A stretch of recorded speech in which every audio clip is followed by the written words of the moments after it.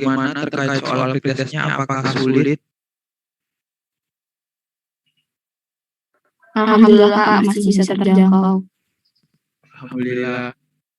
Fon, kok kamu kebalik sih, Fon? Iya Kak, ini namanya nggak mau muter. Maaf. Oke, alhamdulillah ya. Gimana Kak Wahyu? Mungkin nilainya apakah bagus? Untuk bangga berarti ya, topik makan ini tidak ada yang dapat 60. Tidak ada yang dapat 60. Paling kecil dapat 70 pun hanya beberapa orang yang dapat 190. Berarti teman-teman sudah belajar dan soalnya mungkin terlalu mudah ya. Jadi nanti untuk proses aku press lagi waktunya jadi 5 menit untuk mengerjakan soalnya. Agak kejam ya.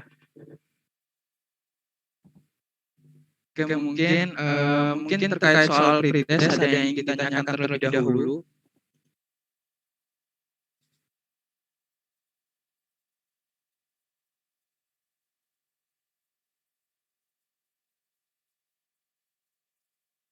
Mungkin ada yang mau protes, tapi kan nilainya nggak kelihatan, jadi nggak tahu.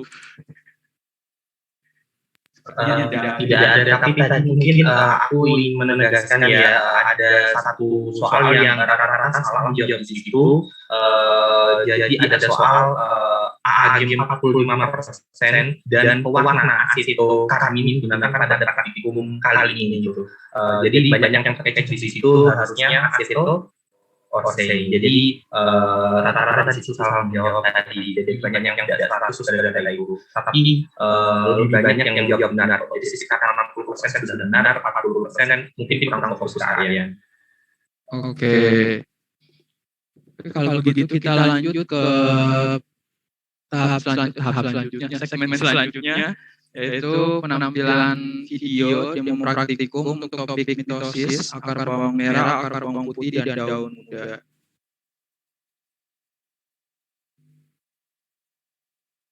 Oh, mohon maaf Kak Wahyu, itu kok kelihatan nilainya ya? Udah kelihatan.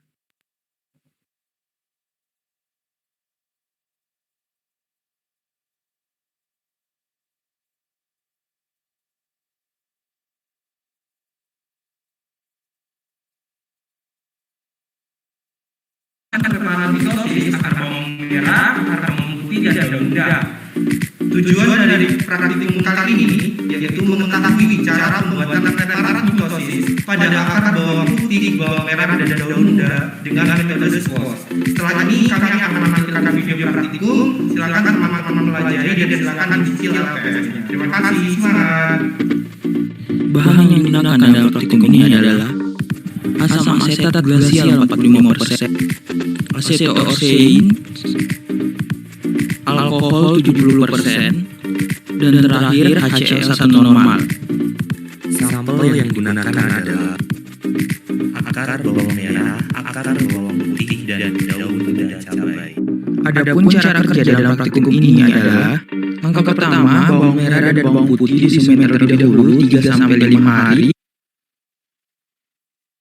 Oke, jadi teman-teman untuk pertama-tama dalam tahap praktikum kali ini yaitu spesimen yang digunakan adalah akar bawang merah, akar bawang putih, nah dan juga daun muda. Yang pertama-tama untuk persiapan dari spesimen yaitu akar bawang merah dan akar bawang putih ini harus disemai terlebih dahulu kurang lebih 3-5 hari. Nah, tujuannya adalah atau fungsinya adalah untuk mendapatkan panjang akar minimal yang dibutuhkan untuk praktikum kali ini. Kenapa menggunakan ujung akar? Karena ujung akar itu menurut teori itu lebih aktif membelah. Jadi makanya harus disemen terlebih dahulu agar mendapatkan ujung akar yang minimal panjangnya seperti itu. Seperti pada gambar atau video dapat dilihat itu ujung akarnya sudah mulai memanjang sehingga bisa digunakan untuk praktikum. Oke, bisa di next Kak. Hingga telah tumbuh akar yang sudah mulai memanjang. Kemudian diambil daun muda cabai yang berasal dari pucuk.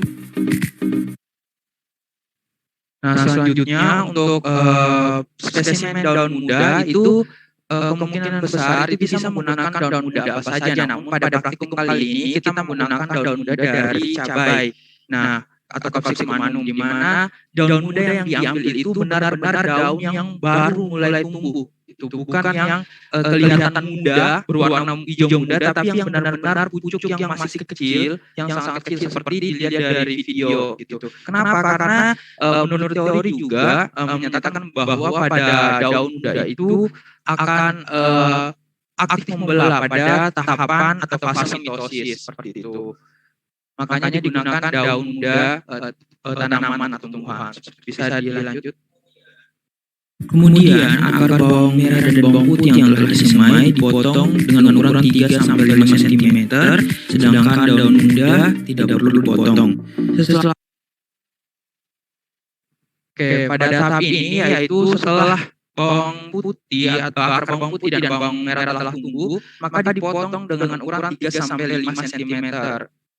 Kenapa? Karena nantinya untuk memudahkan untuk proses selanjutnya. Sedangkan untuk daun muda karena sudah sangat ukurannya sangat kecil, maka tidak perlu dipotong terlebih dahulu gitu. Kalau di tahun lalu itu dipotong dengan ukuran 0,5 sampai 1 cm. Tapi kalau di praktikum ini kita masih menggunakan 1 sampai 3 cm terlebih dahulu. Nanti akan dipotong di proses selanjutnya. Seperti itu. Bisa dilanjut. Setelah itu, seluruh spesimen dimasukkan ke dalam asam asetat glasial 45% dan direndam selama 3 menit. Kemudian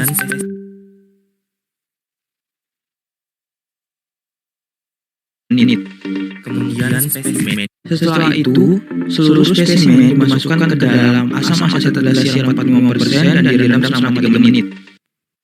Oke, selanjutnya yaitu perendaman spesimen pada larutan fixatif atau AAG, asam asetat glasial 45%. Nah, fungsi dari perendaman ini adalah untuk melakukan pretreatment, di mana bertujuan larutan AAG ini akan digunakan untuk menghentikan aktivitas sel dan juga untuk menjaga viabilitas sel seperti saat sebelum terakhir diambil gitu. Jadi untuk larutan AAG ini nanti akan mempertahankan elemen-elemen sel sehingga sel-sel tersebut tetap berada pada tempatnya, tidak terjadi perubahan komponen sel seperti itu.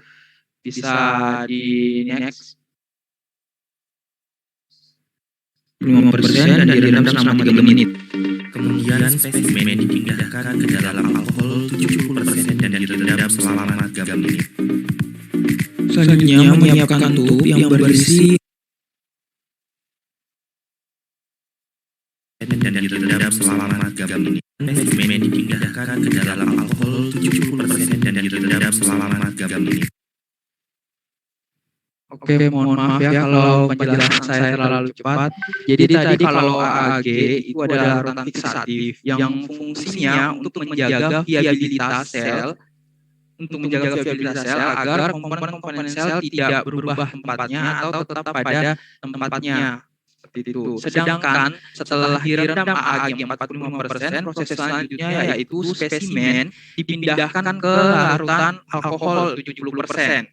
Nah, fungsinya untuk melakukan dehidrasi pada spesimen supaya air yang ada pada spesimen ikut hilang dan juga membersihkan sisa-sisa dari larutan fixatif atau AAG.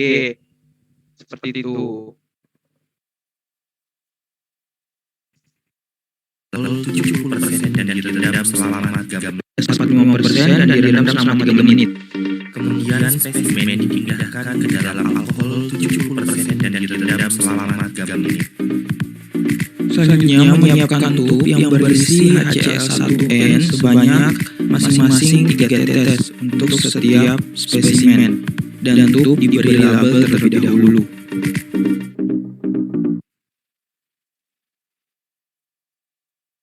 Oke, nah pada tahap ini kita menyediakan tub seperti gambar, kemudian diberi pada tutupnya tub tersebut diberi label itu bawang merah, bawang putih dan juga daun muda. Nah setelah itu setiap tub dimasukkan HCl1 normal itu sebanyak masing-masing 3 tetes. Nah, fungsinya itu untuk mempersiapkan ke proses selanjutnya, yaitu proses pemanasan dengan suhu. Tuh, seperti itu. Mungkin bisa langsung di next. dan tutup diberi label terlebih dahulu. Spesimen yang telah direndam alkohol 70% selama 3 menit kemudian dipindahkan ke dalam kutub yang berisi HCl1N.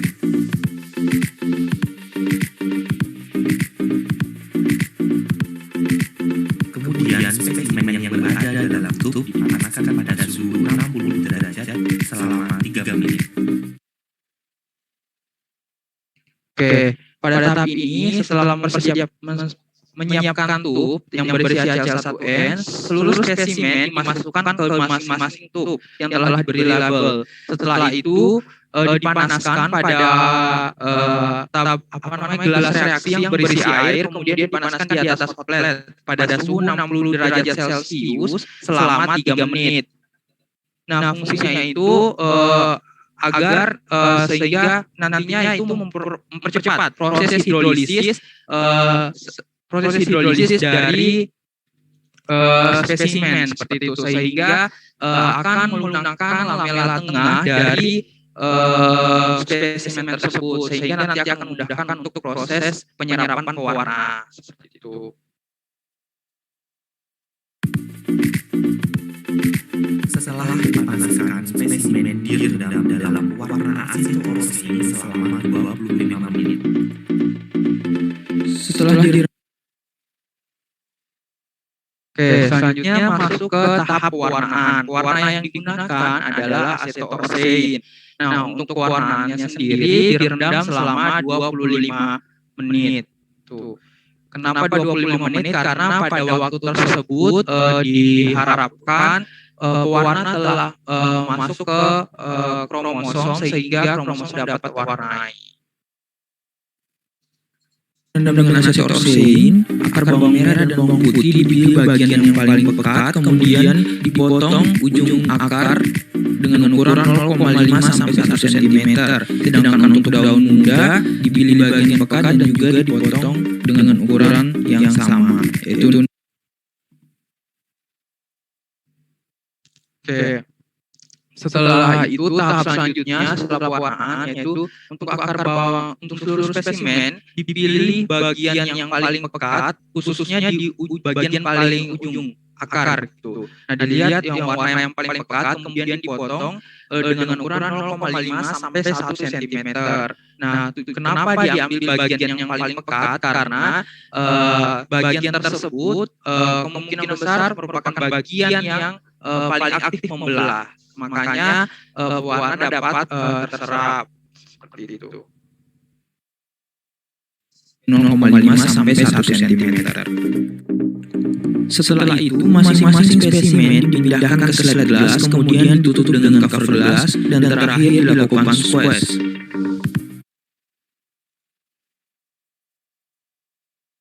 Oke, setelah dipotong dipindahkan ke slide glass, kemudian ditutup dengan cover glass dan kemudian dilakukan squeeze. Nah, ini yang dinamakan dengan metode squeeze atau metode yang digunakan untuk menyebarkan atau meratakan dari spesimen gitu. Bisa pakai ujung pulpen ataupun apa saja, bisa juga menggunakan jempol atau jari, tapi jangan sampai terlalu keras. Itu di squeeze-nya pelan-pelan saja. Jika spesimen sudah terlihat menyebar, maka bisa ke proses atau metode selanjutnya. Setelah itu, amati setiap fase mitosis pada masing-masing spesimen di bawah mikroskop pada perbesaran 400 kali. Sekian video praktikum topik 4 pada hari ini. Jangan lupa belajar untuk dikasih dan proses. Sekian, kami tutup. Wassalamualaikum warahmatullahi wabarakatuh.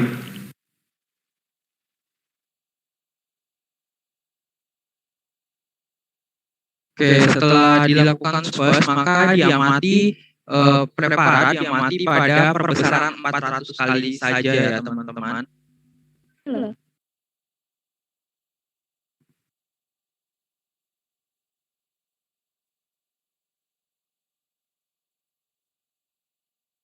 Oke, setelah melihat video demo praktikum dan mungkin dari beberapa penjelasan saya, mungkin dari teman-teman ada yang ingin ditanyakan terlebih dahulu, silahkan. Ya, ada Lydia, silahkan Lydia. Iya, saya di kelas B. Izin bertanya, mohon maaf, nggak bisa nyalain video. Untuk di video itu tadi sebelum proses squash itu kan pas kakak naruh spesimennya itu kayaknya ada terbawa sedikit warna ya. Apakah itu dibersihkan ya? Soalnya kayaknya pas di squash sudah bersih. Kemudian sore tadi kakak kecepatan untuk HCL-nya itu berguna sebagai apa ya? Ya, terima kasih. Oke, terima kasih Lydia. Mungkin aku jawab ya. Jadi benar untuk setelah proses pemotongan dipindahkan ke slide gas, itu apabila ada sisa-sisa pewarna bisa dibersihkan dengan menggunakan tisu gitu. Jadi biar memudahkan dalam proses pengamatan kalau misal pewarnanya banyak di samping-samping dari spesimennya itu nanti takutnya nanti kelihatan tidak jernih gitu sediaannya atau preparatnya. Nah, kemudian untuk fungsi dari HCl1N atau asam klorida ini itu bertujuan untuk asam klorida itu memiliki kemampuan ini ya untuk melarutkan lamela tengah dari sel. Jadi nantinya ketika lamela tengah itu sudah lunak, itu nanti akan lebih mudah untuk pewarna masuk ke dalam spesimen seperti itu. Oh iya, baik Kak, terima kasih atas penjelasannya. Ya, itu terima kasih. Mungkin Wisam silahkan. Assalamualaikum warahmatullahi wabarakatuh. Selamat siang Kak, saya Muhammad Wisam dari kelas biologi B. Izin bertanya. Pada saat squash-nya itu kalau menurut kakak sendiri kan bisa menggunakan beberapa alat seperti pensil ataupun besi atau apa gitu ya. Apakah kalau kita menggunakan alat itu manakah yang lebih terbaik gitu Kak? Apakah kita menggunakan men-squash-nya menggunakan tangan secara langsung atau menggunakan alat seperti itu Kak? Oke, ya mungkin aku ingin menjawab pertanyaannya Bisham. Jadi terkait dengan squash itu sebenarnya tadi kalian sudah menjelaskan bisa pakai ujung pulpen, ujung pensil dan sebagainya. Jadi sebenarnya pakai apapun bisa. Yang penting satu yang harus diperhatikan yaitu benda tersebut ujungnya itu tidak lancip gitu. Jadi usahakan cari yang rata atau yang kumpul gitu. Jadi kalau ujung pulpen atau ujung pensil kan biasanya kumpul kan kalau yang 2B. Nah itu. Jadi kan balik lagi ke dasarnya squash. Jadi kita ingin meratakan gitu supaya nggak numpuk ini selnya kayak gitu. Jadi kalau digunakan apa yang terbaik gitu sebenarnya kalau pensil ataupun pulpen kita juga nggak tahu kan bentuk pensil atau pulpen ujungnya seperti apa, tetapi kita harus satu yang harus diingat bahwasannya kita ingin meratakan gitu. Kalau ingin meratakan ya otomatis kita harus cari alat, pensil, pulpen dan sebagainya itu yang datar gitu, misalkan yang kumpul seperti itu. Jadi saat dipencet itu bisa langsung menyebar kayak gitu. Kalau Kak Wahyu tidak menyarankan pakai tangan karena kadang kemarin aku juga soalnya mencoba untuk nge-squash pakai tangan, tapi hasilnya itu jelek kayak gitu, terlalu kepencet jadi kayak udah rusak kayak gitu. Jadi bener sih tangan kumpul gitu, tapi saat mencet itu kan kita juga harus ada harus ada tekniknya juga, nggak boleh terlalu kenceng, nggak boleh terlalu pelan, terlalu kenceng nggak penyet kayak gitu. Jadi kalau kemarin hasil yang rata-rata maksimal preparat ini menggunakan ujung pulpen seperti itu yang kumpul. Bisa difahami, bisa atau ada feedback? Baik Kak, saya sudah memahami, cuman boleh feedback sedikit ya Kak? Boleh.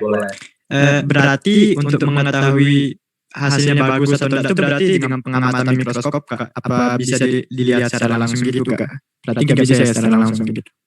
Iya, bisa menjawab, nggak bisa dilihat secara mungkin dilihat secara langsung kelihatannya udah bagus, tapi saat diaman di bawah mikroskop itu numpuk kayak gitu. Jadi nggak bisa kalau diaman secara langsung harus dilihat di bawah mikroskop. Mungkin aku ingin menambahkan, Dokter, kalau masih numpuk, apakah kita masih bisa mengambil preparat terus dipecah lagi? Jawabannya ya masih bisa gitu, selama itu nggak rusak preparatnya gitu. Jadi kalau masih kelihatan numpuk, kemarin aku sama Aryan kita ambil lagi, kita spot lagi gitu, kita pecah lagi gitu, dengan harapan ya siapa tahu masih bisa benar dan sebagainya, seperti itu. Oke, bisa dipahami ya, cukup ya bisa. Baik Kak, sudah sangat paham. Terima kasih banyak. Mungkin aku sedikit nambahin ya, FYI aja gitu. Jadi kalau setelah dilakukan proses fiksasi, dehidrasi, kemudian HCl1N itu setelah mau metode squash itu sangat lunak teman-teman. Jadi kalau preparatnya itu sudah sangat lunak. Jadi sekali squash saja itu sudah menyebar untuk kromosomnya. Namun perlu dilihat apakah di mikroskop menumpuk atau tidak, seperti itu. Nanti setelah kalau ada yang menumpuk atau tidak jelas itu bisa di-squash lagi, tapi harus dengan sangat hati-hati agar preparatnya itu tidak benar-benar istilahnya rusak gitu, seperti itu. Oke, selanjutnya Kak langsung ke Nisa tadi. Setelah Nisa Poni. Setelah Nisa Asturi baru Poni. Oke, terima kasih sebelumnya Kak. Saya sudah dari kelas B di sini. Tadi kan terkait metode yang digunakan kalau untuk saat ini kan pemotongan yang pertama itu kan kalau yang kita buat itu kan 3-5, tapi kalau yang praktikum ini itu kan tadi coba itu sekitar tadi 1-3 cm, betul nggak Kak? Ya kan ya. Nah itu kira-kira ada semacam perbedaan yang ketika nanti saat direndam dengan AAG 45% maupun dengan alkohol 70%, hasilnya itu apakah kurang maksimal karena panjangnya yang digunakan itu berbeda atau tetap sama aja Kak? Terima kasih. Oke, aku izin menjawab ya terkait hal itu. Mungkin sedikit ya. Kalau yang dipraktikumkan kita sekarang itu ukurannya 1-3 cm. Kalau tahun lalu itu langsung dipotong 0,5 sampai 1 cm gitu. Jadi situ perbedaannya. Nah, apakah nanti mempengaruhi gitu? Mungkin saja ada pengaruhnya saat perendaman, tapi di sini selama kenapa kita menggunakan metode yang seperti ini, karena itu akan memudahkan nantinya. Kalau misal kadang kalau udah dipotong 0,5 sampai 1 cm itu nanti pada saat proses pewarnaan itu nanti pewarnanya terlalu pekat sehingga untuk struktur di dalam kromosomnya itu sulit untuk diamati. Kan kalau nanti dijelaskan sama Pak Wahyu, jadi di kromosom itu kan ada struktur kayak DNA dan sebagainya. Jadi bisa lebih jelas kalau semisal kita potong lebih panjang. Kemudian juga kalau nanti kan di pewarnaan tidak mungkin kan kita cuma hanya ada, misal kalau kalian cuma ada satu ujung akar gitu, terus kalian masukkan ke pewarnaan, nanti akan sulit mencarinya gitu di pewarna gitu. Jadi lebih baik dipotong dengan panjang dulu, nanti di akhir baru dipotong 0,5 sampai 1 cm. Seperti itu Nisa. Mungkin aku menambahkan betul yang disampaikan Kak Aryan, sudah ada informasi kita membuat preparat ini tidak sekali jadi yang pertama itu kita sesuai dengan prosedur yang tahun lalu dengan langsung memotong 0,5 sampai 1 cm. Tetapi kalau teman-teman tadi lihat di video praktikum kita itu mengambil preparatnya, mengambil akar bawang merah, bawang putih yang sudah dipotong itu menggunakan semacam pinset tadi yang jepit. Nah itu kalau dipotong 0,5 sampai 1 cm duluan itu sulit mencari ininya juga. Apalagi udah 0,5 sampai 1 cm, kejepit itu takutnya makin rusak kayak gitu. Sebenarnya karena ini judulnya mikroteknik gitu. Jadi memang perlu teknik banyak di sini. Jadi kemarin disiasatin untuk nggak apa-apa dipotong lebih panjang dulu untuk memudahkan seperti itu Nusa. Mungkin itu aja tambahan. Jadi lebih memudahkan kita juga sebenarnya dalam pemindahan. Apalagi kalau dilihat prosedurnya dari HCl1N ke alkohol ke pewarna itu range atau jaraknya itu 3 menitan. Itu di pewarna yang cukup lama. Jadi kalau kita 1 sentian gitu, terus kami dari 1 dan itu bentuk keterlibatan yang tinggi, takutnya kita ngulur waktu dan akhirnya malah berubah ke hasilnya mungkin kurang maksimal karena kita udah berlebihan waktunya seperti itu. Mungkin bisa ada feedback. Izin feedback berarti untuk pengaruhnya dengan waktu 3 menit itu kurang lebih nggak terlalu berarti banget ya, lebih ke arah panjang yang lebih digunakan. Masa dengan waktu 3 menit dengan akar yang dipotong 1,3 itu berarti tetap kayak semacam tetap optimal gitu untuk proses baik fiksasi ataupun proses tadi dehidrasinya seperti itu ya. Oke, feedback terakhir mungkin ini larinya ke saat kita mencelupkan yang bigasnya itu, kita juga harus memastikan bahwasanya bigasnya di akar maupun daun muda itu udah benar-benar terendam semua gitu. Jadi saat kita udah memotong bigasnya, ya otomatis bigasnya ini harus terendam gitu. Jadi intinya terkait dengan berapapun panjangnya, ya intinya kita harus benar-benar merendam semuanya sampai benar-benar terendam gitu. Jadi bisa maksimal gitu. Nggak ada yang bagian ujungnya nggak terendam gitu. Sedangkan yang ujungnya nantinya kita pakai gitu. Oke, cukup mungkin bisa dilanjutkan karya. Oke, mungkin ada Kak Suri, silahkan. Baik, apakah suara saya masuk? Masuk. Mohon maaf sebelumnya tidak bisa menyalakan kamera karena situasi sedang tidak kondusif di rumah.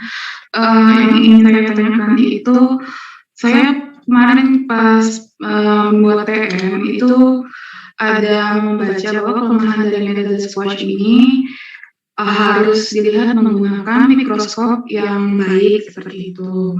Apakah hal ini ada hubungannya dengan dengan preparat yang fase mitosisnya hanya bisa diamati pada besaran 400 kali? Terima kasih. Oke, mungkin aku ingin menjawab ya. Sebenarnya kenapa kelemahan metode ini itu harus diamati dengan cermat gitu di mikroskop, karena memang betul kalau pada perbesaran 100 kali itu hanya kelihatan bulat-bulat aja gitu. Kalau di spesimen ya, kalau di preparatnya nanti itu. Tapi kalau 400 itu pun bulat-bulat tapi masih bisa kelihatan gitu pembelahan yang terjadi gitu. Jadi pada 400 kali itu kita bisa lihat gitu pembelahan anafase, metafase gitu, dan juga telofase lebih jelas di perbesaran 400 kali seperti itu. Nah, makanya kita juga harus cermat dalam melihat preparat gitu. Tidak semua setiap preparat itu memiliki pembelahannya gitu. Misal ada anafase dari profase sampai telofase gitu. Tidak semua preparat ada pembelahan tersebut. Jadi kita harus benar-benar mencari apakah ada nih pembelahan seperti ini, apakah ada pembelahan telofase, anafasenya, dan pembelahan tidak semuanya terjadi pada jam yang sama seperti itu. Jadi memang harus cermat dan benar melihat, mencari dari pembelahan yang ada di preparat tersebut. Makanya kelemahannya seperti itu, karena kita harus cermat mencari dan juga mungkin masih ada yang belum terlihat jelas gitu. Seperti itu. Apakah menjawab, Kak Suri? Baik Kak, sangat menjawab. Terima kasih atas penjelasannya. Baik, mungkin selanjutnya Foni, silakan. Ya Kak, saya Foni dari kelas biologi B, izin bertanya. Tadi itu kan diambil larutan HCl untuk proses dehidrasi. Nah, pengambilannya tadi itu yang saya lihat langsung dilakukan di botolnya HCl gitu loh Kak, nggak di HCl-nya itu nggak dipindahkan ke tempat yang lain dulu. Di situ aku nanyanya kenapa nggak dipindahin dulu, karena apakah tidak akan menimbulkan suatu kontaminan gitu karena dilakukan langsung dari botolnya. Seperti itu Kak, terima kasih. Oke, terima kasih. Jadi untuk HCl ini bukan proses dehidrasi ya. Kalau HCl yang dehidrasi itu alkohol 70% gitu. Kalau HCl itu lebih ke pelunakan lamela tengah. Nah, kenapa tidak dipindahkan dulu? Karena memang untuk HCl ini kan langsung dipindahkan ke tube yang memang tube ini tidak ada isinya sama sekali gitu. Jadi untuk kontaminasi mungkin kita mengibaratkannya tidak akan mempengaruhi dari proses untuk menggunakan lamela tengahnya gitu. Dan HCl-nya pun memang kita langsung dari botol karena memang botolnya juga udah tinggal dikit gitu HCl1N-nya gitu. Jadi bisa langsung digunakan seperti itu, Foni. Baik Kak, terima kasih atas penjelasannya. Mungkin ada Sofia, silahkan. Baik, perkenalkan nama saya Sofia Adibadilla dari kelas biologi. Saya bertanya, tadi kan proses pewarnaan dengan aseto-orsein itu selama 25 menit. Apabila terjadi overcoloring atau misalkan pewarnaannya itu lebih dari 25 menit, dan ketika diamati pada mikroskop itu kan biasanya terlalu gelap ya Kak. Nah itu spesimennya apakah harus dibuang atau ada prosedur tertentu untuk hilangkan sedikit pewarna yang ada di spesimen tersebut? Terima kasih. Oke, terima kasih atas pertanyaannya. Jadi kalau terjadi overcoloring seperti itu, ya nasi sudah jadi bubur, jadi tidak bisa diapa-apakan lagi gitu. Kita cuma bisa mengamati apakah masih terlihat gitu. Mungkin kalau profasenya itu masih bisa kelihatan, karena profase itu mudah terlihat, tapi struktur di dalam profase tidak bisa terlihat gitu. Struktur kromosomnya nggak bakal kelihatan jelas gitu. Nah, kemudian untuk dalam metafase dan juga anafasenya mungkin nggak akan kelihatan gitu, benang-benangnya ketarik gitu. Jadi kurang terlihat strukturnya. Jadi kalau semisal terjadi hal seperti itu, mungkin coba disebar lagi, di-squash lagi. Kalau semisal memang setelah di-squash masih masih terlihat sangat pekat pewarnanya, maka sepertinya teman-teman harus menggunakan preparat yang lain atau mengulang gitu, seperti itu. Tapi jangan sampai setelah teman-teman lihat di mikroskop gitu, oh overcoloring nih gitu, karena kelihatan pekat banget warnanya, belum tentu overcoloring, bisa saja itu kromosom yang bertumpuk gitu. Jadi harus di squash dulu gitu, baru dilihat apakah benar-benar overcoloring atau seperti apa gitu. Seperti itu, Sofia, apakah menjawab? Baik, terima kasih atas penjelasannya Kak. Ya, ada Siti, silahkan. Baik Kak, terima kasih atas kesempatannya. Saya Siti Sayyidah dari kelas C. Izin bertanya, tadi Kak Aryan bilang bahwa akar bawang ini dipotong, dipilih yang paling pekat karena menunjukkan bahwa bagian itu yang paling aktif membelah. Nah, dari situ bagaimana hubungannya Kak? Mengapa yang lebih pekat itu berarti dia yang paling aktif membelah? Lalu pertanyaan yang kedua, metode squash ini tidak bisa dilakukan keras gitu ya, nggak bisa dilakukan pemijatan dengan keras karena bisa rusak seperti itu. Nah itu rusaknya seperti apa ya Kak preparatnya? Terima kasih.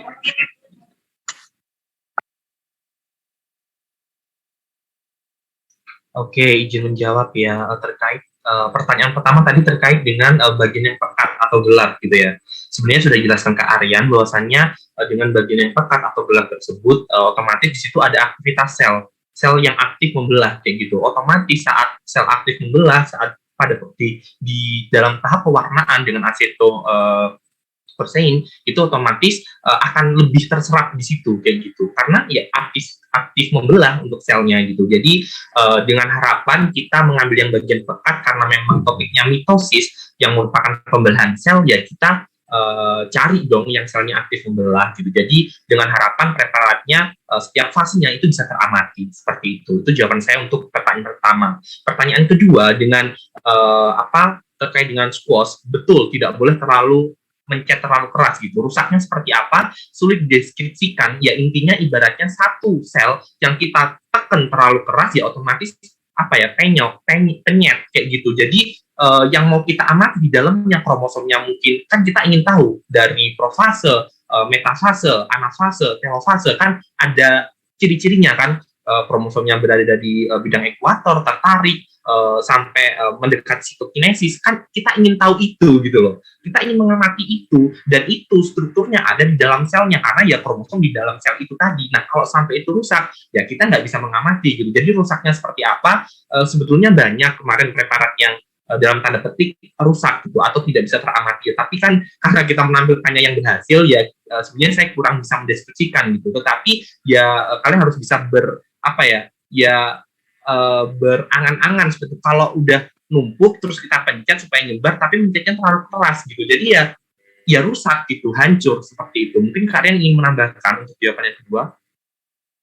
Ya, jadi sebagian besar sudah dijawab ya, tapi kalau masalah rusaknya itu kan kalau disebar itu misal nih strukturnya kan bulat kayak gini nih, misal spesimen seperti ini kita sebar kan nanti dia akan menipis sediaannya gitu. Nanti kalau sudah kita pencet lagi itu dia bakal memecah jadi kepisah-pisah. Nah itu nanti saat pengamatan pada saat mikroskop itu kemungkinan besar itu dari kromosom itu tidak akan berbentuk bulat lagi gitu, tapi udah gepeng istilahnya gitu. Jadi strukturnya tidak kelihatan dan akan ada yang ketarik gitu, karena kan saat dipencet pasti memisah gitu kan. Jadi kalau ketarik itu strukturnya memanjang seperti ini, tidak membulat lagi.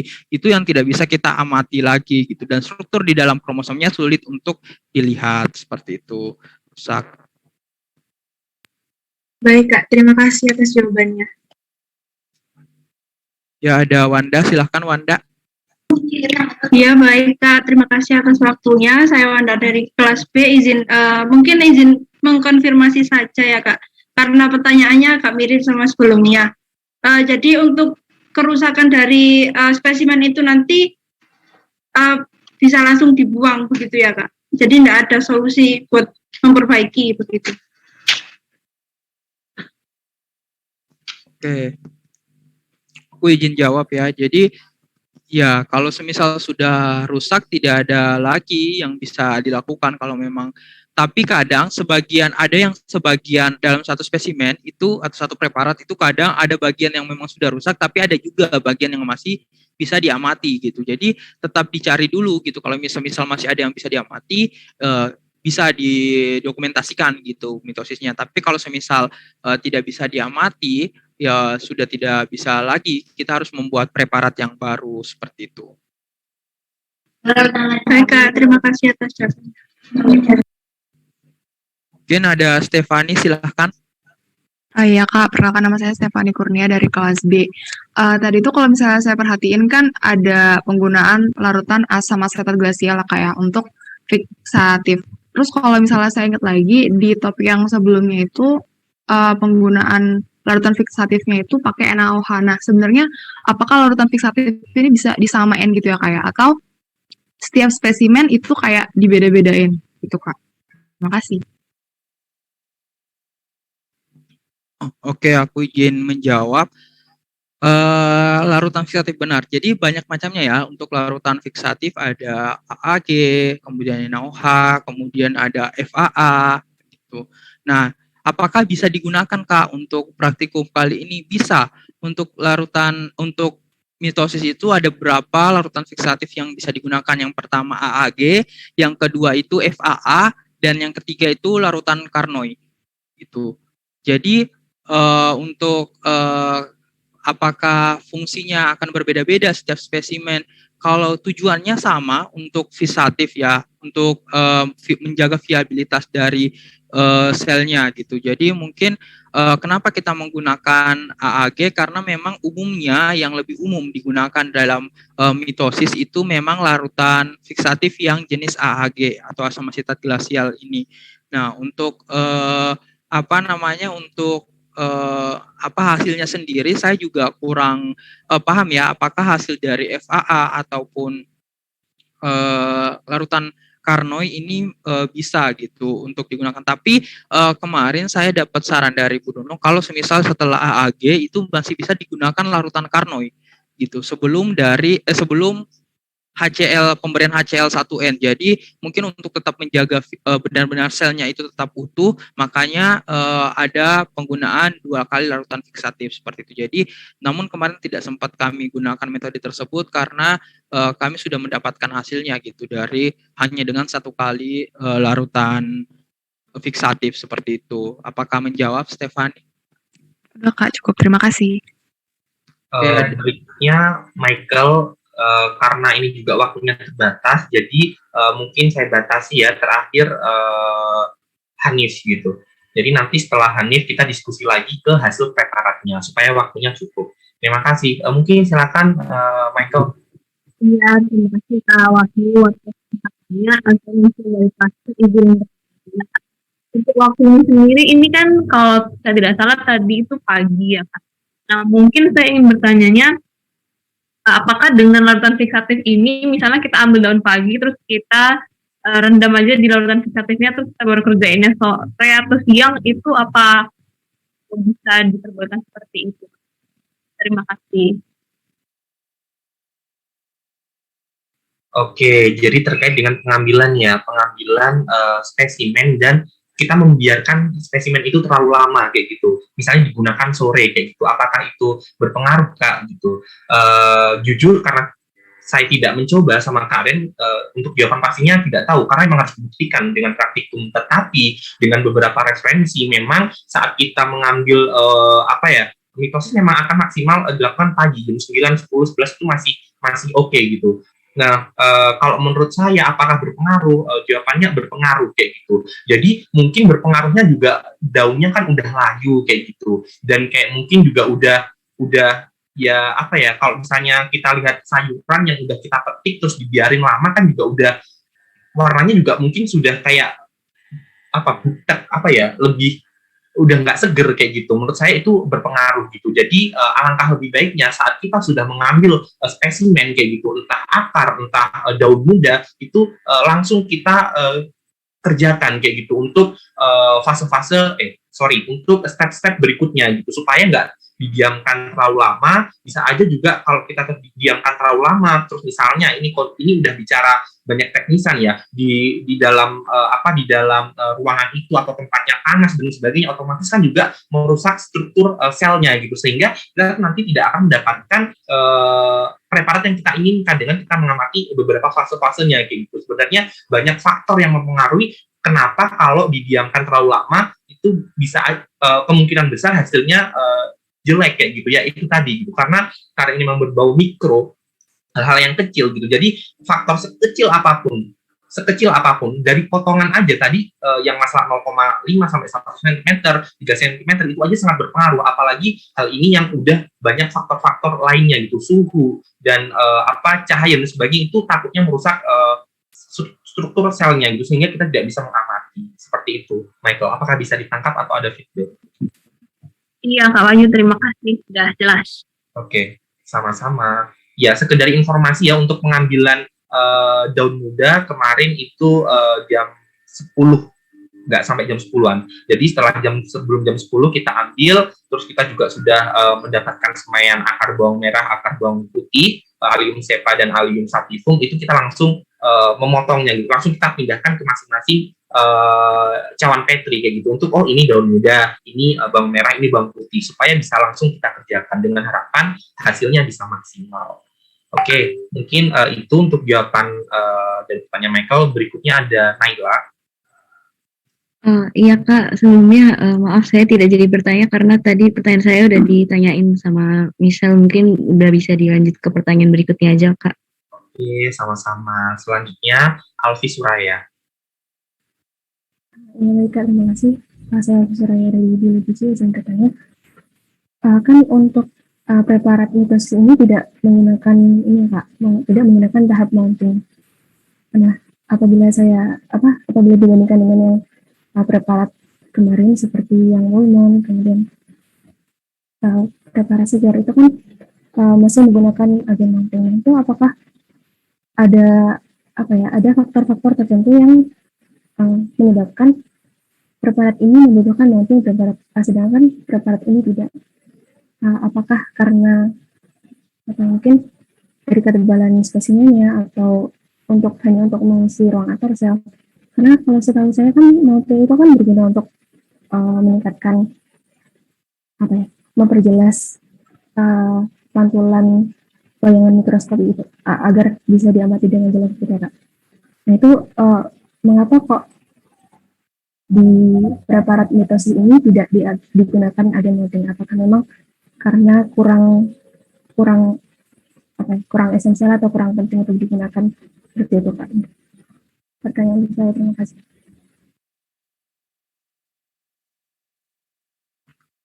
Oke, aku mungkin izin menjawab ya, kenapa mungkin tidak digunakan agen melting pada praktikum kali ini. Karena pada praktikum kali ini mungkin struktur yang ingin diamati itu lebih ke komponen mitosis, pembelahan mitosis kan. Jadi fase-fase dari mitosis, dan dengan menggunakan pewarna acetoorsein dan juga beberapa larutan fiksatif itu sudah sangat bisa terlihat gitu struktur dari atau komponen sel yang ada di spesimen tersebut gitu, seperti kayak akar dan juga daun itu kan bukan yang spesimen yang benar-benar istilahnya tebal gitu, dan juga daun muda yang digunakan pun yang daun muda yang benar-benar baru muncul gitu di pucuk, jadi sehingga saat pengamatan di mikroskop pun tanpa bantuan agen melting pun masih bisa terlihat jelas seperti itu. Jadi ya takutnya nanti setelah penambahan atau metode MON itu malah menyulitkan dalam proses pengamatan dari spesimennya gitu. Tapi saya juga belum pernah mencoba penambahan agen melting ini, tapi jika dilihat secara metodenya tidak perlu menggunakan agen tersebut karena masih preparat itu masih bisa terlihat dengan jelas seperti itu. Apakah ada feedback mungkin? Mungkin cukup Kak, terima kasih. Terima kasih. Oke, mungkin terakhir ada Hanif, silahkan. Iya, terima kasih atas kesempatannya. Hanif dari kelas B izin bertanya. Sebelumnya memastikan aja sih karena sudah banyak terjawab di Michelle tadi. Itu artinya berarti setelah setelah akar bawang itu disemai, habis itu dia tumbuh akarnya itu dia harus langsung cepat-cepat untuk di pre-treatment ya, dan supaya dia itu kromosomnya pada saat waktu antara diambil dari penyemaian sampai pretreatment itu dia masih berjalan gitu proses mitosisnya. Memastikan itu dulu. Oke, ya, jadi mungkin sedikit koreksi ya, bukan setelah akar tumbuh, tapi akar dipotong, kayak gitu. Jadi sebenarnya setelah 3 hari pun setelah akar itu tumbuh gitu, kita diamkan itu ya nggak masalah gitu. Tetapi saat akar itu sudah dikeluarkan dari tadi aqua botol tadi, udah kita potong, nah itu yang jadi masalah saat kita biarkan terlalu lama. Sementara dia masih aktif tumbuh, it's okay, nggak ada masalah, kecuali daun mudanya gitu. Kalau daun muda kan kita langsung potek juga gitu. Tapi kalau akar bawang merah bawang putih kan kita udah ada sediaannya gitu. Jadi mbok jarno sampai 10 dino kayak yang penting itu tetap di dalam situ, belum dipotong, itu masih aman. Seperti itu harus bisa dipahami ya.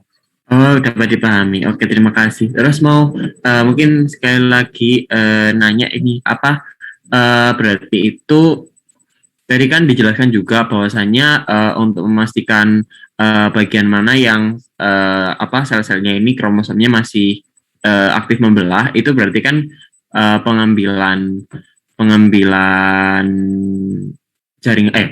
akarnya itu kan dia dipotong panjang dulu kan. Nah, itu berarti apakah ada perbedaan, maksudnya itu ketika seandainya dari seluruh ujung akar yang didapatkan itu misalnya spesimennya dia tebal, apakah berarti perendaman di acetoorsein-nya itu harus lama, ataukah artinya kita memainkan di squashing-nya aja? Terima kasih.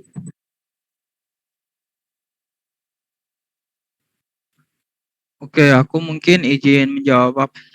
Mungkin aku sedikit nambahin dulu ya, yang pertanyaan pertama tadi terkait perendaman atau penyemaian itu, ketika teman-teman sudah menyemai 3 sampai 4 hari atau 3 sampai 5 hari dan belum digunakan, jangan lupa untuk mengganti air semaiannya, karena itu takutnya tidak tidak, memang harus diganti gitu airnya agar proses pertumbuhan dari akar itu lebih baik, dan kualitas dari air yang ada di akar itu tidak mempengaruhi dari akar dari bawangnya, seperti itu. Kemudian untuk pertanyaan kedua terkait apakah ketebalan dari akar tersebut tidak mempengaruhi waktu dari perendaman dari setiap larutan tadi gitu. Jadi itu akan mempengaruhi. Jadi kalau semisal teman-teman lihat akarnya itu agak tebal, itu bisa direndam dengan lebih lama gitu, mungkin di di larutan fiksatifnya atau saat dehidrasi, atau mungkin di aseto-orsennya itu tetap bisa direndam lebih lama. Tapi yang mengira-ngira itu teman-teman sendiri. Namun kami kemarin melihat strukturnya itu kurang lebih sama semua. Jadi kita tetap menggunakan metode yang dilakukan sebelumnya, yaitu tetap dengan menggunakan waktu yang sama, yaitu 3 menit fiksatif, 3 menit dehidrasi, dan juga 25 menit untuk pewarnaan aseto-orsein gitu. Makanya dan setelah kita lihat juga 25 menit itu pewarna itu sudah meresap ke spesimen, seperti itu. Makanya bisa untuk langsung diamati seperti itu. Hanif, apakah ada maksud saya feedback? Iya, terima kasih sudah menjawab. Terima kasih Mas Wahyu sama Mas Ardian. Oke, mungkin kita lanjut ya ke hasil dari praktikum mitosis akar bawang merah, akar bawang putih, dan juga daun muda cabai. Mungkin bisa di-share screen, Kak Wahyu. Sebentar ya, teman-teman, ada sedikit kendala.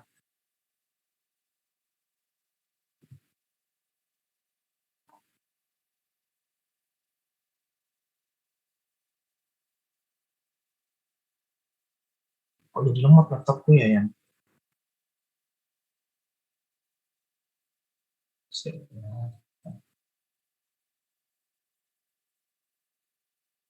Sebentar ya teman-teman, sabar. Jadi mungkin sembari menunggu aku share screen, jadi nanti kan otomatis ada 3 spesimen, dan masing-masing spesimen kan seharusnya kalau fase mitosis kan ada PMAT ya, jadi ada 4 tahap atau 4 fase. Jadi nanti aku mau minta tolong ke teman-teman membantu aku menjelaskan terkait dengan fase-fase tersebut kayak gitu. Jadi nanti akan aku plus 3 untuk laporannya yang mau membantu aku. Berarti ada 4 orang ya nanti, dari profase, metafase, anafase, dan telofase.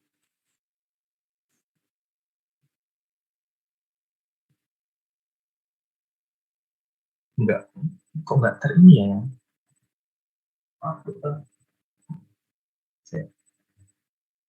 Ya coba kamu juga. Udah.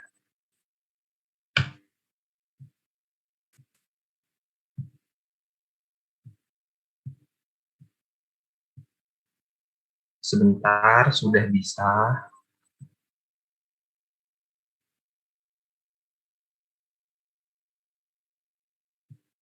Ini, udah terlihat kan?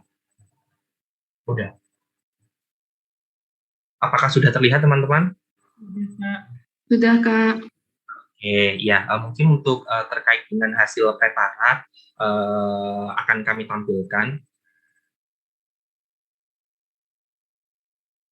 Ya, sekali lagi kita menggunakan 3 spesimen, daun muda, akar bawang merah, dan akar bawang putih. Berikut merupakan preparat hasilnya kayak gitu. Jadi ini terlihat ya. Jadi saat kita mengamati secara langsung tadi bagus banget yang disampaikan Kasturi, bahwasannya ketelitian dalam saat pengamatan itu harus benar-benar kita tingkatkan kayak gitu. Karena saat mencari dari bulet-buletan banyak ini, kita harus mencari benar-benar satu buletan aja gitu, di mana satu buletan itu menunjukkan fase apa kayak gitu. Jadi hati-hati nanti takutnya keluar di post test. Yang A ini merupakan preparat dari daun muda cabai, terus yang B ini merupakan preparat akar bawang merah atau Allium cepa. Yang C ini akar bawang putih atau Allium sativum kayak gitu. Sebenarnya aku rasa teman-teman juga sudah pernah praktikum mitosis kalau nggak salah menggunakan akar bawang merah ya sebelumnya kayak gitu, dengan alasan mungkin bawang merah ukuran kromosomnya terlalu lebih besar kayak gitu sehingga mudah untuk diamati. Jadi seperti ini. Terlihat daun muda di sini selnya lebih banyak dibandingkan preparat yang akar bawang merah, akar bawang putih gitu. Tetapi mungkin kalau kita lihat juga secara detail yang akar bawang merah ini cukup rapat dan ukuran kromosomnya itu lebih besar dan bulat dibandingkan dengan daun muda dan akar bawang putih seperti itu. Jadi nanti bisa ditambahkan untuk hasil dan pembahasan teman-teman saat menjelaskan hasil preparatnya seperti itu. Berikutnya adalah mitosis daun muda atau cabai kayak gitu ya. Jadi atau Capsicum annuum seperti itu. Dan Kak Aren sudah menjelaskan bahwasannya tidak semua tahap itu bisa kita amati kayak gitu. Jadi kita harus memang meningkatkan tingkat ketelitian kita dalam mengamati preparat. Kalau di daun muda cabai itu hanya profase dan telofase yang terlihat seperti itu. Jadi mungkin faktor apa Kak yang menyebabkan kok bisa daun mudanya tidak teramati yang lain? Satu, mungkin ukuran kromosomnya terlalu kecil. Kromosomnya terlalu kecil sehingga mohon maaf ya kalau terlalu cepat. Jadi mungkin satu, kromosomnya sulit untuk diamati karena emang kecil gitu. Sedangkan kita harus jeli kayak gitu. Karena kita bisa membedakan ini fase A, ini fase B, ini fase C ya, dari kromosomnya gitu. Mulai dari kromatin yang menebal menjadi kromosom berada di bidang ekuator, kromosom tertarik ke masing-masing kutub yang berlawanan, sampai ngeblur. Aku zoom dah. Itu nggak bisa kamu slideshow.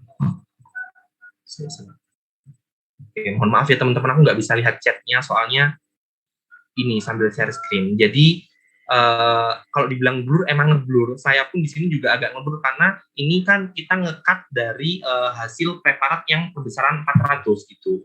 Jadi wajar memang sedikit blur gitu. Jadi mohon maaf juga. Tapi aku rasa di sini bisa sedikit terlihat seperti itu ya. Jadi ini sudah aku zoom dan yang di daun muda ini ada profase. Mungkin silakan teman-teman yang ingin menjelaskan ciri-ciri profase seperti apa kayak gitu. Nanti aku tambah di laporannya. Mungkin kalian bisa membantu siapa yang present terlebih dahulu karena aku lagi share screen jadi nggak bisa lihat. Oke, ada Ali. Silahkan. Ali. Oke. Baik, terima kasih. Perkenalkan, saya Cynthia Kuliga Dewi dari kelas A. Saya izin untuk menjelaskan tentang ciri-ciri dari tahap profase. Berdasarkan literatur yang saya baca, dari profase itu sentrosom dan sentriolnya mengalami replikasi dan dihasilkan 2 kromosom, di mana pada tahap profase benang-benang spindle itu mulai memanjang dan menebal, serta nukleolus dan membran intinya mulai hilang. Terima kasih. Oke, ya betul yang disampaikan oleh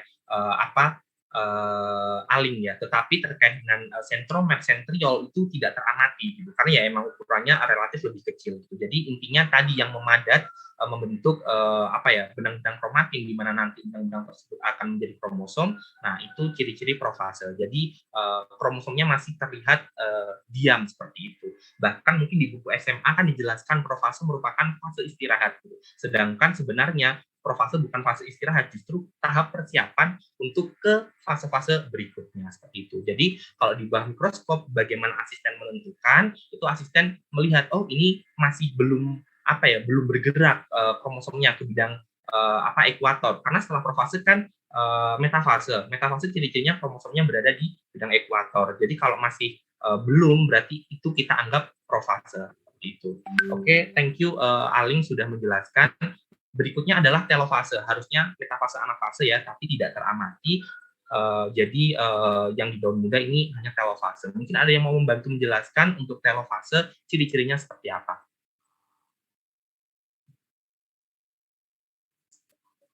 Kasturi, silahkan. Baik, apakah suara saya masuk? Iya, masuk. Nama saya Kasturi Amalia, saya izin menjelaskan untuk fase telofase. Menurut literatur yang saya baca, pada fase telofase, benang spindel akan menghilang dan membran nukleer baru akan berkembang mengelilingi tiap kelompok kromosom, serta akan terbentuk nukleus baru pada tiap kutub. Nukleolus muncul kembali pada tiap nukleolus baru yang terbentuk. Terima kasih. Oke, terima kasih. Good jawabannya ya. Jadi intinya telofase berasal dari kata telo dan fase. Telo artinya ujung atau tahap terakhir dalam mitosis seperti itu. Sebenarnya nanti akan dilanjutkan sitokinesis ya. Jadi intinya di sini kita kalau aku sih pribadi menyebutnya fase kacamata gitu, karena tadi nukleusnya sudah membelah menjadi dua kayak gitu. Jadi terkadang kemarin aku sulit membedakan gitu terkait dengan ini telofasean kayak gitu. Sedangkan itu bukan telofase, tapi itu dua sel gitu yang berjejer gitu. Jadi aku anggap loh kok kayak telofase gitu. Sedangkan itu bukan telofase. Jadi betul memang nukleus inti sel itu udah membelah menjadi dua, tetapi yang perlu diperhatikan di sini ada lingkaran kan. Jadi masih di dalam di dalam sel itu gitu. Jadi kemarin yang agak sulit membedakan aku saat ini masing-masing sebenarnya udah kelihatan dua, tapi karena mepet itu tadi selnya, jadi aku anggap itu telofase, padahal itu dua sel yang beda kayak gitu. Terima kasih tadi Kasturi ya untuk penjelasannya. Nah, berikutnya aku lanjutin ya ke mitosis akar bawang merah kayak gitu. Jadi ini bawang merah semua alhamdulillah teramati fase-fasenya dari profase, metafase, anafase, dan telofase. Profase yang pertama terlihat kan ini terlihat menggumpal kayak gitu. Terlihat masih belum ada aktivitas kromosom, jadi masih gelap biasa seperti itu. Itu kita anggap sebagai profase dengan teori atau tadi yang sudah disampaikan oleh Ali.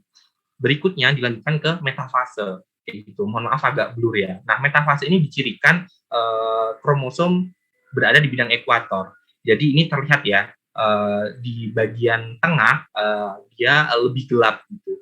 Dan kita anggap di sini berarti ini kromosomnya berada di tengah seperti itu yang menandakan bahwasannya ini metafase seperti itu. Mungkin ada yang mau membantu saya menjelaskan atau menambahkan terkait dengan metafase secara teori, ciri-cirinya seperti apa?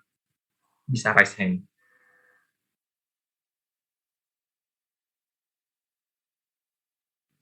Ada Roshida Ulah, silakan. Baik, saya izin menambahkan untuk tahap metafase ditandai dengan tersusunnya kromosom pada bidang ekuator sel. Metafase ditandai dengan terlihatnya kromosom yang menebal dan kromosom berjajar pada bidang ekuator. Terima kasih. Oke, iya, terima kasih atas tambahannya. Jadi intinya saat kita mengamati di bawah mikroskop, ya kromosom berada di tengah bidang ekuator itu menandakan bahwasannya sedang pada tahap metafase. Untuk berikutnya ada anafase. Ini kemarin Kak Aryan sangat gembira karena anafasenya sangat-sangat terlihat jelas. Jadi mungkin ada yang mau membantu saya menjelaskan untuk fase anafase itu ciri-cirinya seperti apa. Silakan, ada yang mau membantu?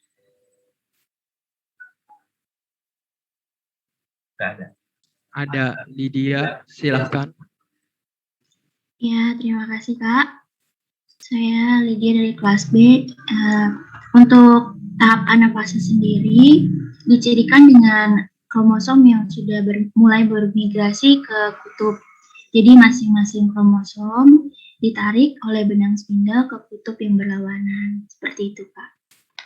Oke, singkat, padat, jelas, dan itu yang memang kita gunakan sebagai dasar dalam pengamatan. Jadi anafase saat tadi di metafase kromosom di bidang ekuator, maka nanti akan tertarik ke masing-masing, kalau tadi kata Lydia bermigrasi ya, jadi akan tertarik ke kutub yang berlawanan. Nah, itu dicirikan anafase. Nah, sekedar informasi bahwasannya kalau nggak salah preparat yang ini ya Kak Aryan, atau yang bawang putih kita ngulang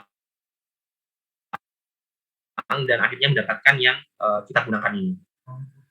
Itu yang bawang putih kata Kak Aryan. Jadi ini yang bawang merah berarti ini bawang merah saat awal pertama kita membuat, alhamdulillah sudah jadi dan langsung bisa teramati semuanya gitu. Kalau yang bawang putih itu anafasenya belum terlihat jelas, makanya kita mengulang seperti itu. Jadi betul yang disampaikan Lydia, terlihat kan ini kayak udah ketarik ke masing-masing kutub yang berlawanan, ini ditandakan atau menandakan bahwasannya sedang dalam tahap anafase. Dan kemudian fase terakhir telofase, di mana sudah terbentuk nukleus dua seperti itu, atau fase kacamata seperti yang tadi dijelaskan oleh Kasturi kalau tidak salah. Oke, sudah cukup jelas ya untuk yang bawang merah. Berikutnya yang bawang putih. Nah, bawang putih makin lebih jelas lagi. Jadi saat profase seperti yang sudah saya jelaskan, grundel-grundel karena memang kromatin menebal, ini apa ya, kita anggap sebagai profase gitu dengan ciri-ciri atau teori yang sudah kita dibantu teman-teman tadi jelaskan. Berikutnya metafase, ini juga lebih terlihat lagi saat berada di bidang ekuator. Ini hampir ditarik, tapi ini masih di bidang ekuator. Ini menunjukkan bahwasannya tahap metafase. Berikutnya anafase, sangat terlihat saat kromosom sudah ditarik ke masing-masing kutub yang berlawanan. Dan berikutnya adalah telofase, di mana udah mulai membentuk nukleus seperti itu. Jadi ini mungkin ada yang mengatakan, Doka itu kayak masih terlihat kromosom gitu. Ya mungkin, karena memang setelah anafase kan dilanjutkan telofase baru sitokinesis. Jadi fase kacamata, karena sudah terlihat membulat, jadi kita anggap ini sebagai telofase seperti itu. Jadi intinya mitosis itu kan termasuk dalam tahapan siklus sel, di mana banyak sebelum profase kan banyak fasenya gitu. Jadi di profase ini seperti yang sudah saya sampaikan, ada yang mengatakan fase istirahat, padahal di sini ada persiapan-persiapan menuju ke fase-fase berikutnya seperti itu dengan ciri-ciri yang sudah disampaikan teman-teman tadi kayak gitu. Jadi kesimpulan dari preparat ini bahwasanya di daun muda cabai itu hanya teramati profase dan telofase, sedangkan pada bawang merah dan bawang putih itu teramati semua fase-fasenya seperti yang sudah disampaikan tadi seperti itu. Oke, mungkin sebelum ke pembahasan laporan, saya buka sesi diskusi kembali. Silakan apabila teman-teman ada yang ditanyakan terkait dengan hasil preparatnya. Meskipun ini sebenarnya mikroteknik ya, lebih ke teknik pembuatannya, tapi kalau memang ada yang dibingungkan, masih ada yang ditanyakan, saya persilakan untuk bertanya. Ada yang raise hand? Apakah penjelasannya sudah terlalu jelas? Ada dari Roshida, silakan. Oke, silakan Roshida.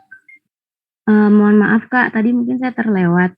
Untuk hasil yang apa nih tadi yang paling atas daun muda cabai itu kenapa hasilnya cuma ada 2? Sepertinya tadi apa ya, kamu terkendala ya, sudah saya jelaskan 2 kali terkait dengan maaf ya. cabai. Oke, jadi seperti yang disampaikan Kasturi, bahwasannya metode SQUASH ini memang membutuhkan tingkat ketelitian yang tinggi saat pengamatan. Nah, mungkin diakibatkan karena ukuran sel kromosom dari daun muda itu terlalu kecil, sedangkan kalau dilihat pada perbesaran yang 400 di awal tadi daun muda itu, ini ukurannya lebih kecil kan, bisa terlihat kan, otomatis saat mengamati kita harus lebih teliti seperti itu. Dan saat asisten mengamati itu memang saat kromosom berada di bidang ekuator sama saat kromosom tertarik itu tidak ada. Jadi itu merupakan kelemahan juga dari metode SQUASH kayak gitu. Jadi kalau menurut saya pribadi ada 2 alasan kenapa tidak dijumpai tahap-tahap yang lain. Satu, karena memang ukuran sel dan kromosomnya terlalu kecil, dan yang kedua terkait dengan memang kelemahannya SQUASH gitu. Jadi ukuran terlalu kecil, saat kita pengamatan kita sulit menemukan, oh ini kromosom yang di ekuator, oh ini kromosom yang tertarik ke masing-masing kutub yang berlawanan. Seperti itu. Apakah bisa dipahami?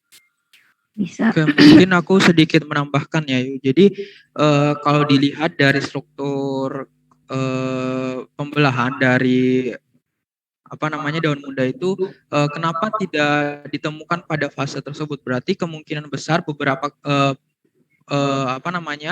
kromosom itu belum aktif membelah pada jam saat pengamatan tersebut. Makanya kemungkinan besar hanya ditemukan beberapa fase gitu. Atau juga pada saat itu belum memasuki fase M atau fase mitosis seperti itu. Makanya belum terjadi pembelahan seperti itu. Makanya hanya ditemukan beberapa, karena untuk pembelahan itu tidak secara bersamaan ya, jadi jamnya bisa aja berbeda-beda gitu. Mungkin itu juga salah satu alasannya. Terima kasih Kak Aryan atas tambahannya ya, betul yang disampaikan Kak Aryan terkait dengan itu ya. Jadi tadi mungkin Doka di soal pretest maksimal pada pagi hari kayak gitu. Jadi kata-kata maksimal belum tentu juga kita memang bisa mendapatkan semua fasenya gitu. Sebenarnya banyak faktor dalam kita berhasil untuk mengamati. Salah satunya mungkin yang disampaikan Kak Aryan dan saya sampaikan tadi. Seperti itu mungkin apakah ada yang ingin ditanyakan lagi ya?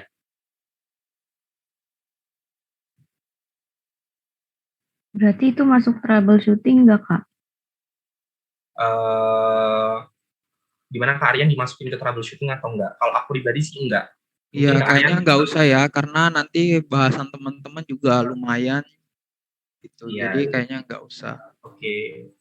Baik, terima kasih, Kak. Oke, sama-sama. Ya, untuk sekedar informasi juga bahwasanya tahun lalu itu daun mudanya digunakan Syzygium oleana atau pucuk merah dan ternyata gagal waktu itu ya. Jadi saat memang kalau untuk yang daun muda ini agak sulit. Jadi biasanya kenapa dipilih akar bawang kan karena memang ukuran kromosomnya besar sehingga kita mudah untuk mengamati. Tapi daun muda memang cukup jarang digunakan gitu. Tapi ini kita berusaha untuk membuat dan alhamdulillahnya masih bisa teramati. Kalau yang tahun lalu malah tidak teramati sama sekali.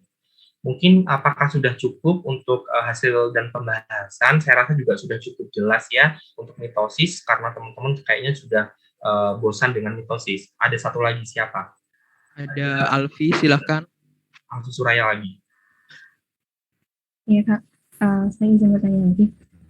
Jadi apakah mungkin nggak ada hubungannya dengan kecepatan fase pembelahan, misal pada pada pucuk daun ini fase metafase dan anafasenya itu berlangsung secara cepat gitu Kak. Jadi apakah mungkin alasan sulit teramati karena memang kedua fase tersebut berjalan cepat, ataukah pada setiap bagian tanaman, entah pada akar atau pada pucuk daun itu sebenarnya sama saja atau memang ada perbedaan seperti itu dari segi waktu ya? Iya, saya jadi teringat dari Alfi Suraya ini saya pernah praktikum biosel dan itu ada mitosis dan itu juga berpengaruh kayak gitu. Tapi kalau diprioritaskan menurut saya pengaruhnya karena yang pertama ukuran sel atau kromosomnya yang terlalu kecil. Tapi itu tadi bisa menjadi salah satu faktor, tetapi memang harus dilakukan pengamatan lebih detail satu persatu. Jadi kalau saya ingat dulu, saya lupa praktikum apa, itu kita mengamati yang anafase berapa, telofase berapa, metafase berapa, gitu, profase berapa, sehingga kita bisa menarik kesimpulan dari apa yang kamu sampaikan tadi, seperti itu. Jadi ya mungkin bisa juga seperti itu, tetapi kalau diprioritaskan mungkin karena ukuran kromosomnya yang terlalu kecil, sehingga sulit untuk diamati. Apakah bisa diterima jawabannya, Alfi? Iya, Kak. Oke. Karena sudah cukup ya, tidak ada yang question lagi kan? Nggak ada ya. Kita langsung ke hasil dan penugasan laporan. Jadi tenang, tidak terlalu banyak. Yang pertama jelas ya, ANPROS, analisis prosedur. Jadi nanti teman-teman seperti biasa, nggak usah jelasin lagi, screenshot, terus nanti dijelaskan untuk masing-masing tahapannya seperti itu. Jangan lupa juga bandingkan dengan literatur 4.1. Aku rasa teman-teman juga sudah mulai terbiasa ya membuat membuat laporan. Untuk yang 4.2 analisis hasil, 4.2.1-nya mitosis akar bawang merah, nanti 4.2.2-nya mitosis akar bawang putih, nanti untuk 4.2.3-nya itu daun muda. Jadi ini yang saya contohkan sama kalian itu hanya satu. Jadi seperti ini 4.2-nya. Jadi nanti teman-teman jelaskan dulu fase-fasenya berdasarkan praktikum plus literatur. Jadi dibuat seperti ini ya. Jadi nanti dari atas ini profase, terus pertama gambar preparat utuh, baru bawahnya profase, metafase, anafase, dan telofase. Nah itu dibandingkan dengan literatur. Jadi kita bisa melihat secara jelas gitu hasil kita praktikum, sampingnya literatur gitu. Untuk masing-masing fasenya gitu. Karena di TM kan teman-teman juga sudah menjelaskan terkait dengan mitosis. Jadi aku rasa di sini teman-teman tidak akan terlalu kesulitan kalau tadi mendengarkan penjelasan aku.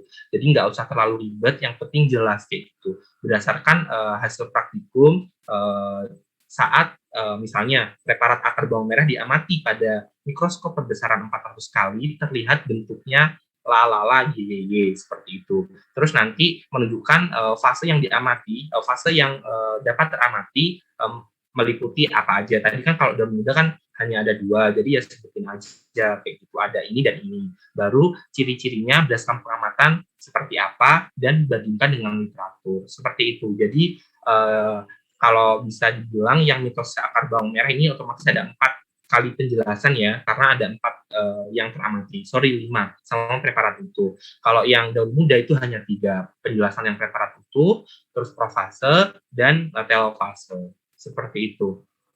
Jadi untuk hari ini tidak ada troubleshooting, jadi teman-teman hanya itu aja gitu kan, karena kita juga seperti mempertimbangkan kesehatan teman-teman, jadi nggak ada pembahasan tambahan, jadi cukup analisa hasil dan analisis prosedur aja, seperti itu. Mungkin sampai sini ada yang ditanyakan.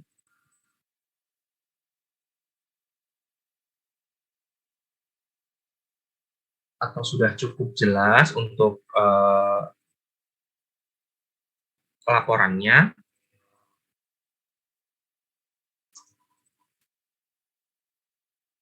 Udah cukup jelas ya? Permisi Kak. Boleh. Oh ya, Nisa dari kelas B izin tanya Kak. Sebenarnya ini mau tanya terkait tadi metode sih Kak, tadi sempat telat buat raise hand-nya, nggak kelihatan. Apakah dibolehkan Kak?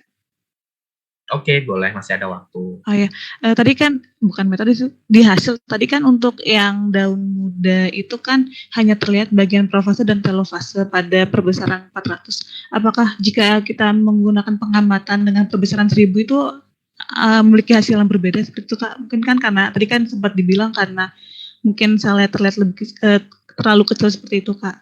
Terima kasih. Oke, Nisa. Mungkin aku izin jawab ya. Jadi kalau perbesaran 1000 kita akan menggunakan minyak imersi kan ya. Jadi bisa saja gitu kemungkinan besar untuk kelihatan struktur dari kromosomnya gitu. Cuman kemarin kita tidak menggunakan perbesaran 1000 karena memang kita mau menyamakan gitu seluruh perbesarannya itu ada di 400 kali gitu. Biar lebih mudah juga untuk pembahasan laporannya gitu. Makanya tidak tidak di perbesaran 1000 dan juga pada saat perbesaran 400 kita tidak melihat adanya ciri-ciri yang kelihatan jelas gitu. Kalau misal ada yang kelihatan udah membelah kan kita bisa mungkin aja ini udah masuk metafase atau anafase gitu. Jadi mungkin kita ke perbesaran 1000 tapi kemarin kita benar-benar sulit menemukannya. Jadi ya kita hanya mendapatkan 2 fase itu saja gitu di perbesaran 400 kali. Ya Kak, terima kasih atas jawabannya. Oke, terima kasih atas jawabannya Kak Aryan dan Nisa yang sudah bertanya. Mungkin sepertinya karena sudah jelas juga ya. Atau terakhir deh, ada yang ingin ditanyakan lagi dari awal sampai akhir ini tadi. Mungkin ada yang terlewat sebelum ke bahasan berikutnya.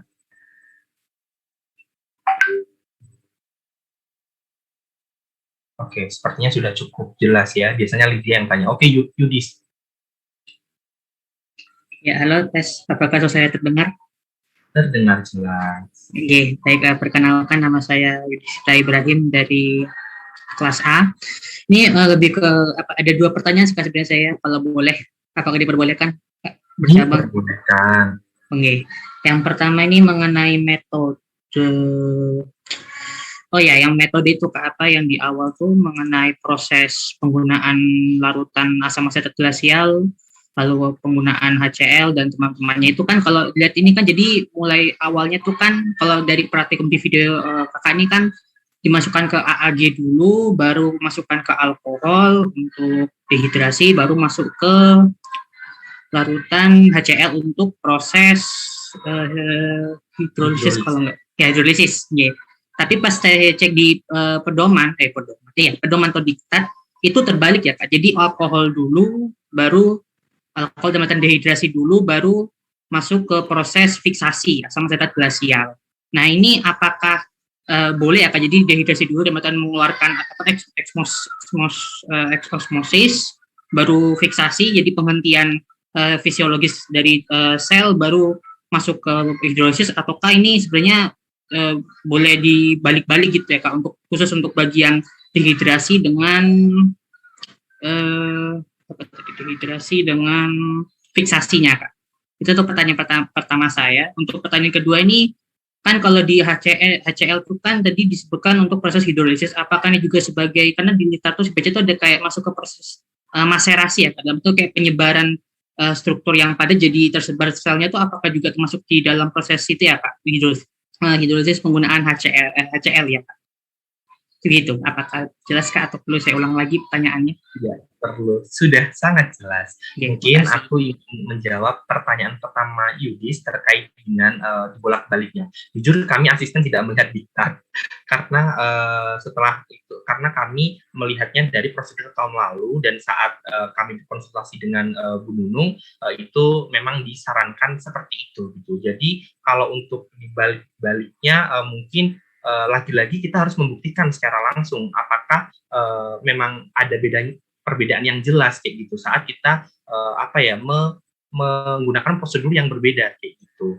Karena pada dasarnya mikroteknik, makanya ini juga terkait dengan nanti di depannya mungkin kalian akan timbul pertanyaan seperti, tolong ini pertanyaan kayak gini tuh disimpan dulu, bukan pertanyaan ini maksudnya, loh Kak kalau lebih dari 25 menit gimana? Loh Kak kalau kurang dari 25 menit kenapa? Loh Kak itu terkait dengan waktu. Pada dasarnya setiap pembuatan preparat apalagi mikroteknik itu memang sudah ada prosedur pakemnya seperti itu. Tetapi beberapa alat dan bahan yang digunakan mungkin bisa saja berbeda gitu, seperti mungkin larutan fiksasi, larutan dehidrasi yang berbeda-beda, tergantung juga dengan preparat yang digunakan. Kalau udah kaitannya dengan prosedur, ya memang kita harus menaati prosedur tersebut kayak gitu.